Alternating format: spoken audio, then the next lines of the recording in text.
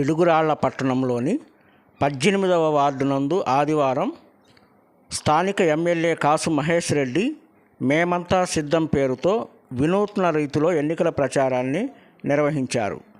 ఈ సందర్భంగా ఆయన అందరినీ పలుకరిస్తూ ధన్యవాదాలు చేస్తూ ముందుకు సాగారు. ప్రభుత్వ పథకాలన్నీ అందుతున్నాయా అని ఆరా తీశారు.